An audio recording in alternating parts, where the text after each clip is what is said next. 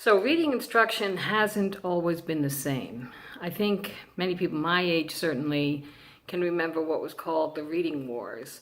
And that was a question between phonics and whole language. And I'll talk about those in future casts, but right now I want to talk about how, in fact, reading was taught for the vast majority of the English language. English was taught for centuries using what was called the alphabet method. And so the alphabet method entailed learning the names of the letters, then learning to recognize the letters with their names, and then basically saying the letters and repeating the word, and then associating that with the word. So C-A-T, cat, D-O-G, dog. It was pure memorization. It then would go into books where you would read and reread and reread until you not only were able to read well, but you memorized what you read as a way of reinforcing it.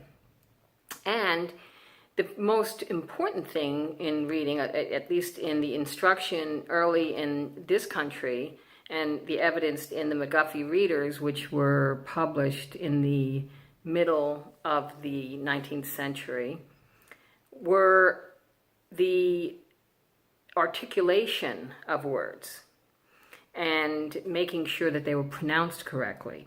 It didn't have to do with informing the pronunciation per se as phonics, but it was in what syllable would be emphasized and making sure that it was being pronounced correctly. Now, I mentioned the McGuffey readers, which were published in the middle of the 19th century. Those were some of the first readers published in the Midwest. Prior to that, any readers had been published primarily in England and some on the East Coast. But McGuffey was a Protestant. He was a minister and a lawyer, and he had a vision of universal education, and he knew key to that was getting materials that were easy for people to, somewhat easier to afford, because they were still very expensive, but also that would be designed for instruction. The other thing we don't realize is that reading instruction was not designed for children. They, by and large, relied on adult literature, primarily the Bible, to learn to read. And so it is no wonder that only a small percent of the population benefited from that instruction, and that it was only in wealthy families that could afford tutors to come in and help homes.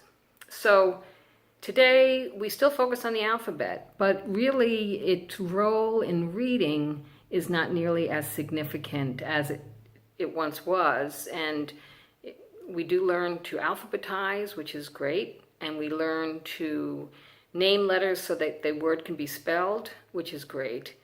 But we do not learn to read by learning the alphabet. In fact, I see it as really a little bit confusing for early readers. So I'd love to see a shift, of course, using sounds first, where you're teaching the 41 sounds first, and then informing the spellings later. We'll see.